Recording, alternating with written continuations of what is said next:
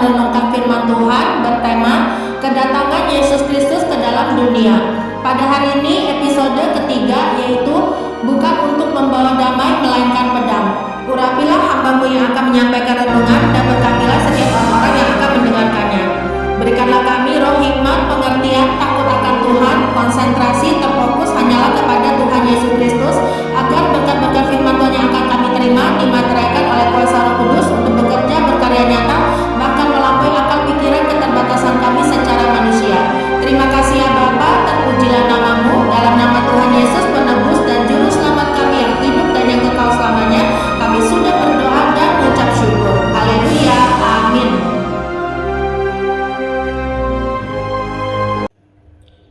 Bagian ketiga, bukan untuk membawa damai melainkan pedang. Marilah kita merenungkan dan memahami ketika Yesus Kristus mengatakan bahwa Ia datang ke dalam dunia bukan untuk membawa damai melainkan pedang. Sebelumnya dalam kitab Matius pasal 10, Yesus Kristus memanggil ke-12 rasul dan mengutus mereka untuk menjadi penjala manusia.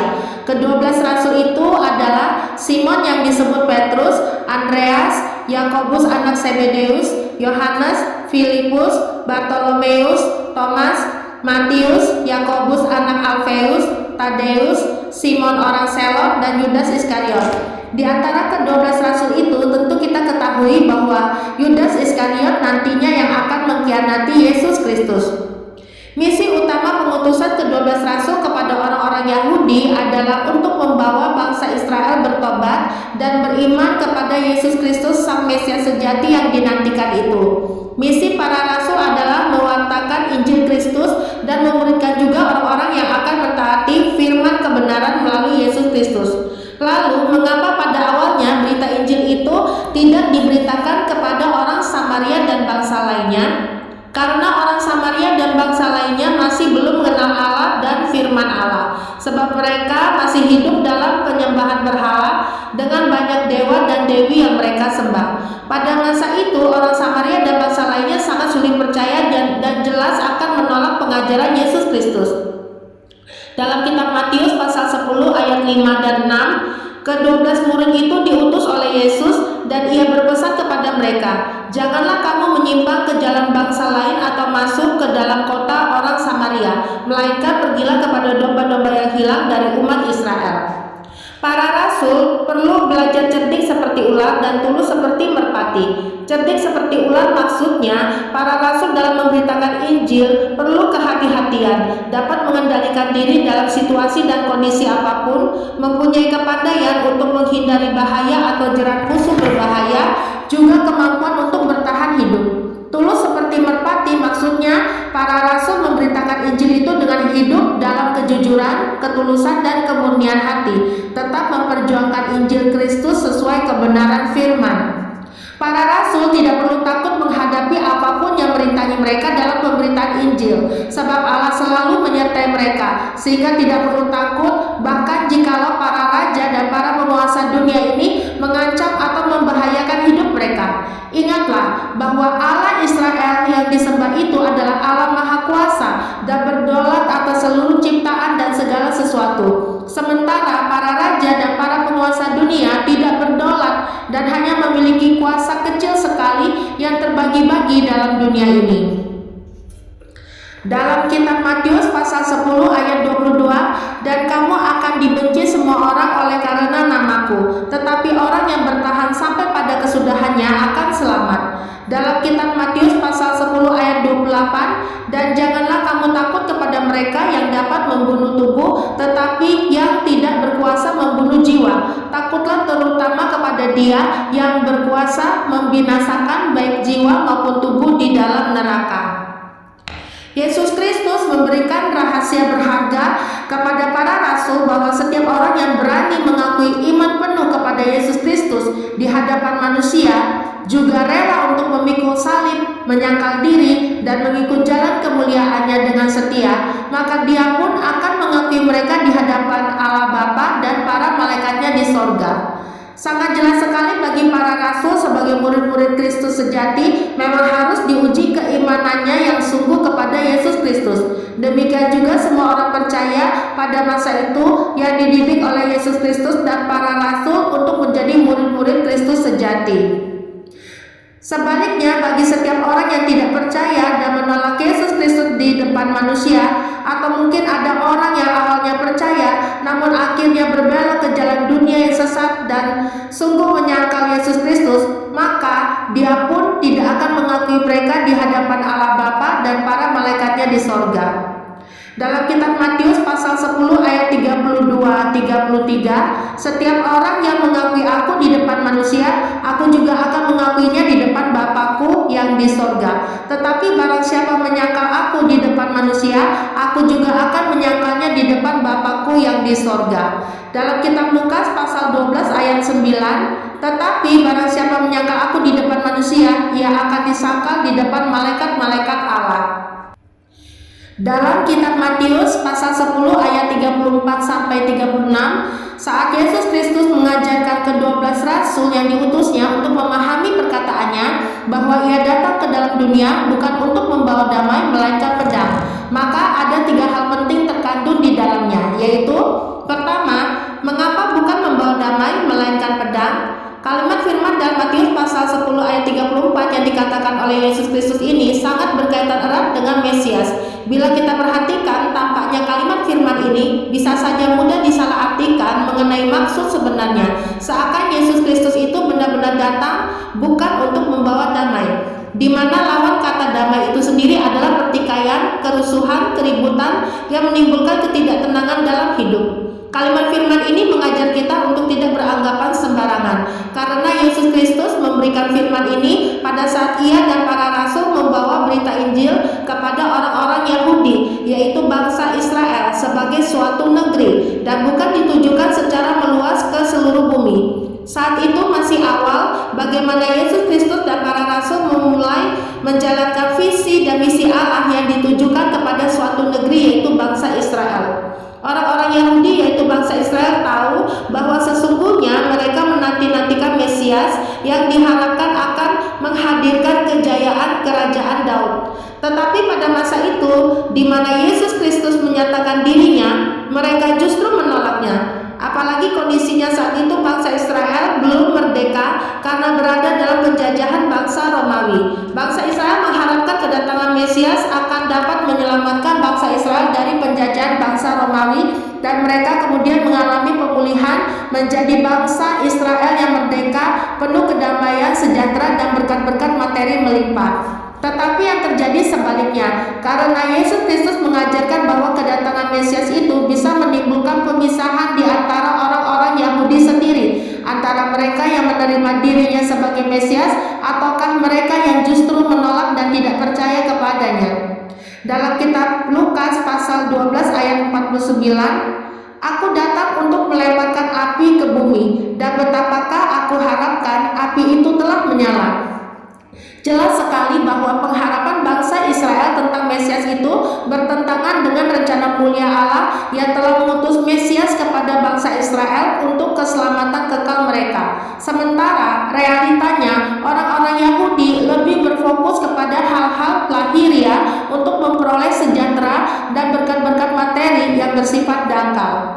Dalam kitab Matius pasal 10 ayat 34, jangan kamu menyangka bahwa aku datang untuk membawa damai di atas bumi. Aku datang bukan untuk membawa damai, melainkan pedang.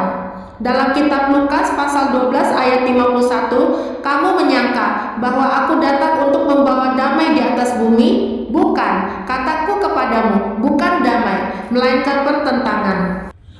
Kemudian bagian kalimat firman melainkan pedang ini tidak bisa diartikan secara hurufiah, seakan pedang yang adalah senjata bernama pedang. Lalu seakan Yesus Kristus adalah Mesias nantinya bersama pasukan orang-orang Yahudi akan menggunakan pedang untuk memberontak kepada pemerintahan bangsa Romawi dan akhirnya mengalahkan bangsa Romawi. Sebenarnya bagian kalimat firman melainkan pedang hanyalah majas metafora, yaitu gaya bahasa yang mengungkapkan sesuatu dengan kiasan untuk menggambarkan sesuatu hal. Pedang di sini adalah kiasan yang membawa pemisahan dalam mengikut Yesus Kristus antara mereka yang percaya dan menerima Yesus Kristus serta pengajarannya, ataukah mereka yang tidak percaya dan menolak Yesus Kristus serta pengajarannya. Meskipun Yesus Kristus adalah seorang guru baik dalam pengajaran firman, bahkan orang banyak pun menyaksikan bagaimana kuasa dan mujizat Allah dapat terjadi melalui dirinya dengan begitu ajaib, namun Yesus Kristus juga masih mengalami penolakan yang membuat hatinya sedih. Menurut pendapat saudara-saudaranya sendiri bahwa ia sudah tidak waras, apalagi menyangkut keilahian dirinya bahwa ia Mesias yang setara Allah. Bayangkanlah bila dari keluarganya sendiri masih sulit percaya, apalagi para pengikutnya saat itu, termasuk ke-12 rasul. Belum ditambah lagi pendapat orang banyak pada masa itu. Ada mereka yang menganggap Yesus Kristus itu orang baik hati, suka menolong tanpa pamrih, tetapi ada mereka yang berkata bahwa Yesus Kristus itu sesungguhnya penyesat rakyat. Dalam kitab Markus pasal 3 ayat 21, waktu kaum keluarganya mendengar hal itu, mereka datang hendak mengambil dia, sebab kata mereka, ia tidak waras lagi. Dalam kitab Yohanes pasal 7 ayat 5, sebab saudara-saudaranya sendiri pun tidak percaya kepadanya. Dalam kitab Yohanes pasal 7 ayat 12, dan banyak terdengar bisikan di antara orang banyak tentang dia. Ada yang berkata, ia orang baik. Ada pula yang berkata, tidak, ia menyesatkan rakyat. Yesus Kristus memberikan pengajaran berharga ketika ia berkata, siapakah ibuku dan siapakah saudara-saudaraku? Karena seringkali tanpa disadari ketika pedang itu masuk dalam keluarga sendiri bisa membawa pemisahan dalam mengikut Yesus Kristus antara orang percaya kepadanya karena melakukan kehendak Allah dan orang yang tidak percaya kepadanya karena tidak melakukan kehendak Allah.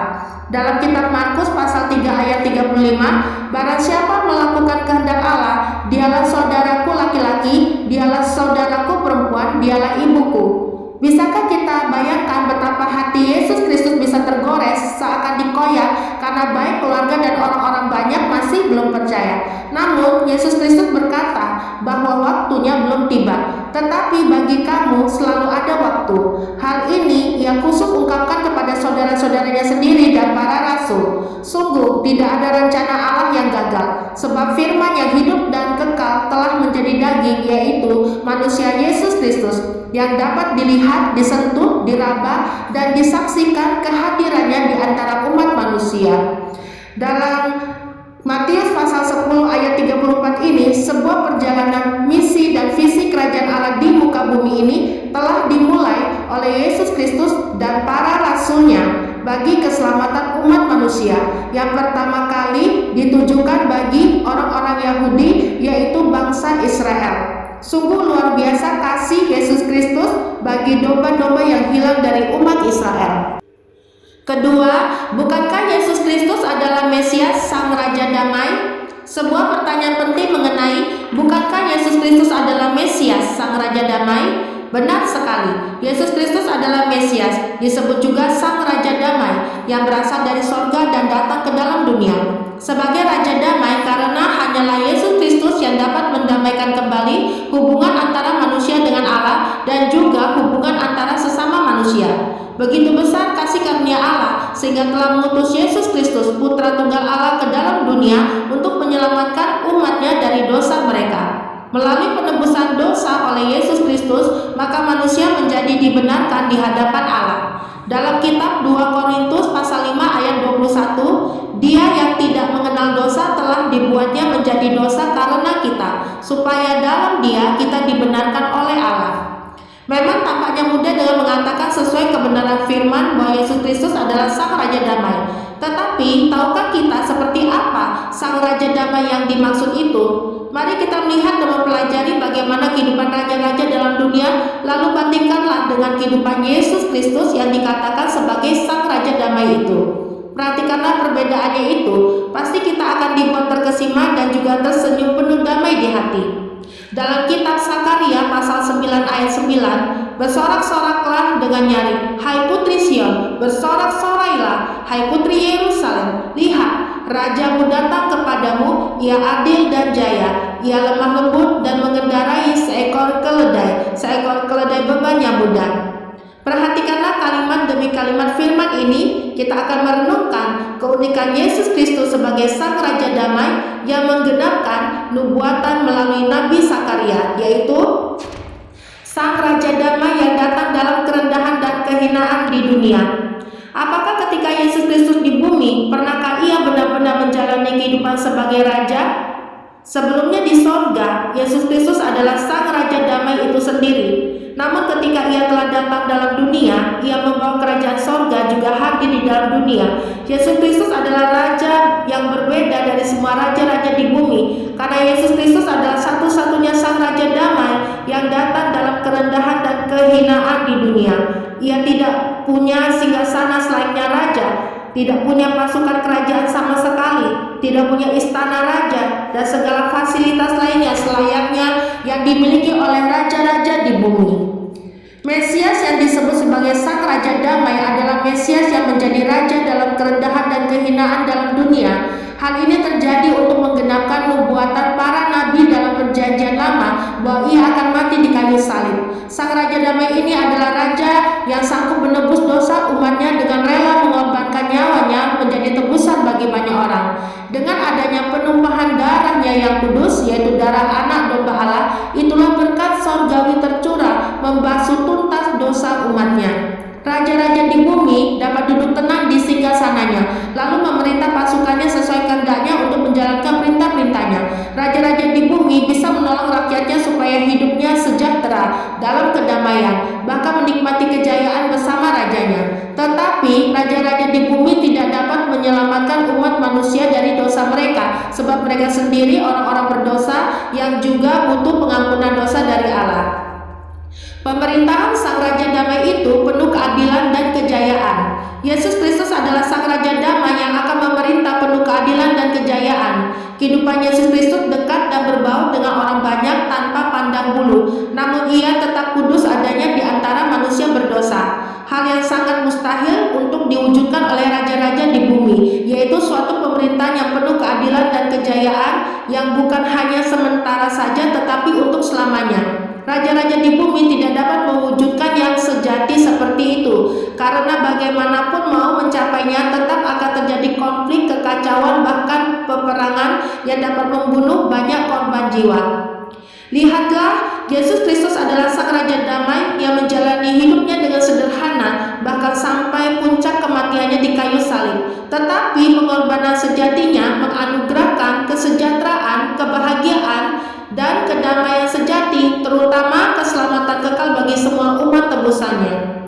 Sang Raja Damai yang menunggangi seekor keledai beban yang muda. Yesus Kristus adalah Sang Raja Damai yang menunggangi seekor keledai beban yang muda untuk menggenapkan nubuatan Nabi Zakaria tentang Mesias.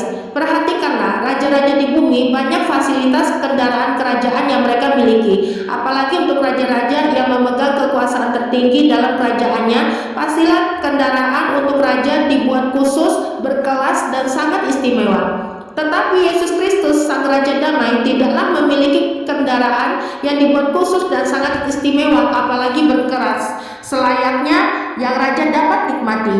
Yesus Kristus hanya menunggangi seekor keledai beban muda sebagai kendaraannya yang melambangkan raja dalam kerendahan hati, rasa solidaritas, dan kepedulian dengan rakyatnya.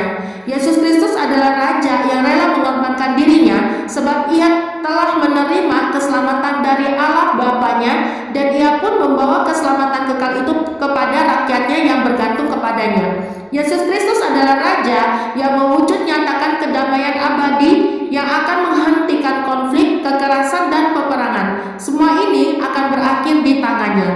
Yesus Kristus telah memulainya dari bangsa Israel dan akan membawa kedamaian sejati itu juga kepada bangsa-bangsa lain di seluruh dunia.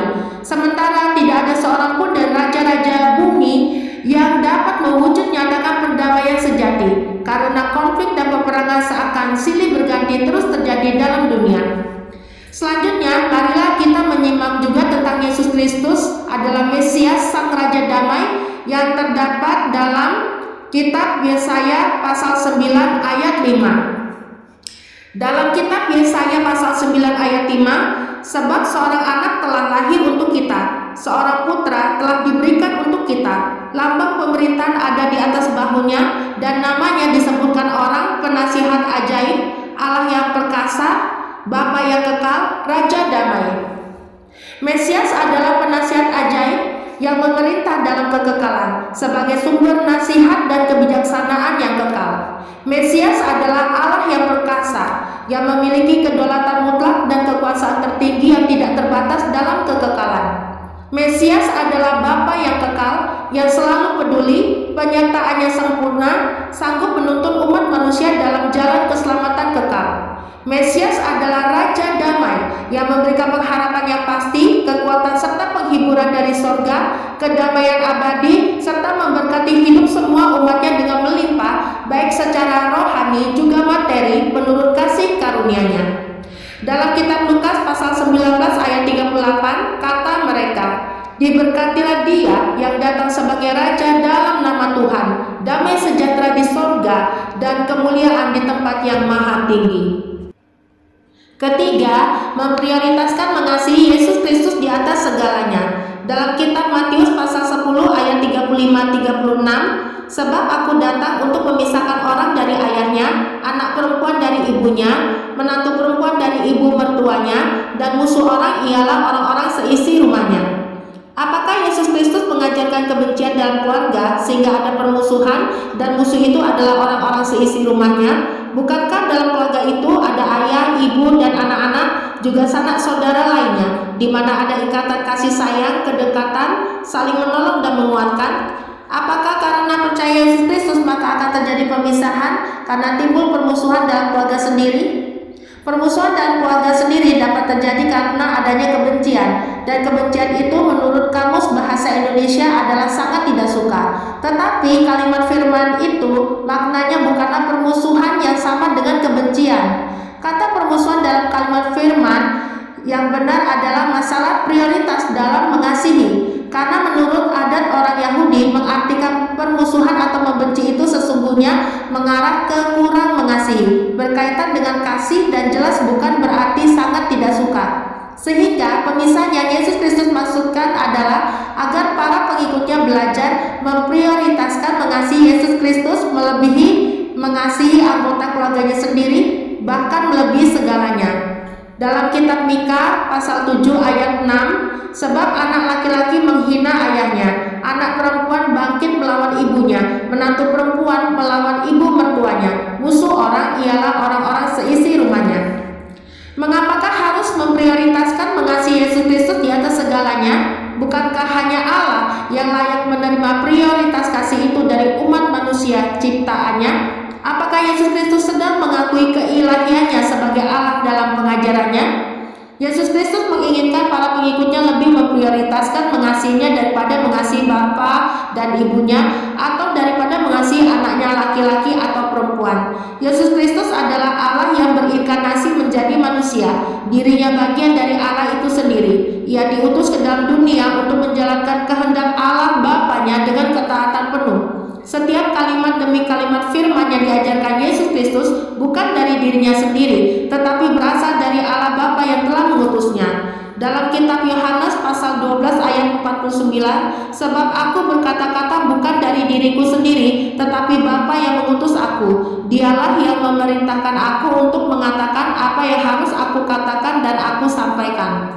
Dalam realitanya pada masa itu orang-orang Yahudi sendiri sulit sekali menerima pengajarannya, karena Yesus Kristus dilihat hanyalah anak dari Yusuf, seorang tukang kayu. Kehidupan keluarganya sederhana. Bagaimana bisa menganggap dirinya setara Allah? Bahkan masih banyak orang menganggap Yesus Kristus membawa pengajaran sesat dan mungkin saja dikatakan melanggar hukum Taurat, sebab perintah keempat dari 10 perintah Allah tentang menghormati ayah dan ibu. Dalam kitab Keluaran pasal 20 ayat 12, "Hormatilah ayahmu dan ibumu supaya lanjut umurmu di tanah yang diberikan Tuhan Allahmu kepadamu."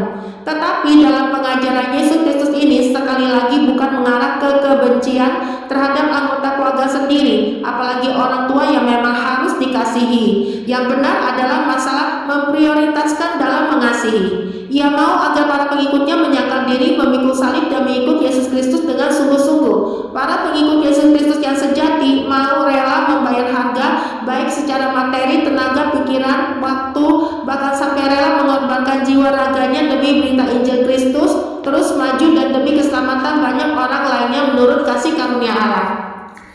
Pernahkah kita sadari sebagai orang-orang yang mendapat bagian keselamatan kekal melalui Yesus Kristus, suatu hari kelak anugerah keselamatan itu sungguh terjadi? Sebuah pertanyaan yang sangat menyentuh seluruh relung hati kita. Mengapa Tuhan Yesus mau mengasihi saya, orang berdosa ini? Ataukah secara umum setiap kita dapat berkata, mengapakah Tuhan Yesus mau mengasihi manusia, sedangkan manusia telah melanggar perintah Tuhan? Yesus Kristus mengasihi kita semua dengan kasih yang begitu besar, kasih yang abadi, tulus, murni, tanpa syarat. Sampai Yesus Kristus pun rela mengorbankan dirinya, yang berarti dirinya sendiri menjadi objek keselamatan atau satu-satunya jalan keselamatan bagi umat manusia. Betapa hati kita akan sangat bersuka cita dan berbahagia bila melihat semakin banyak orang yang mengenal Yesus Kristus, menyelami kasih-Nya yang sejati itu, dan turut mendapatkan anugerah keselamatan kekal. Dalam kitab Matius pasal 11 ayat 6, dan berbahagialah orang yang tidak menjadi kecewa dan menolak aku. Demikianlah renungan firman Tuhan pada hari ini. Marilah kita bersatu di dalam doa. Bapa dalam kerajaan sorga, terima kasih buat renungan pada hari ini. Kami belajar memahami kedatangan Yesus Kristus ke dalam dunia bukan untuk membawa damai, melainkan pedang, di mana terjadi pemisahan antara mereka yang percaya kepadanya sebagai Mesias, Sang Raja Damai, dan mempercayai juga pengajaran firman-Nya, ataukah mereka yang tidak percaya kepadanya dan menolak pengajaran firman-Nya. Ya Bapa, didiklah kami menjadi orang-orang Kristen yang mengakui Yesus Kristus sebagai Mesias, Sang Raja Damai itu, dan belajar memprioritaskan mengasihi Yesus Kristus di atas segalanya, sebab Dialah Tuhan kami. Terima kasih ya Bapa, terpujilah nama-Mu dalam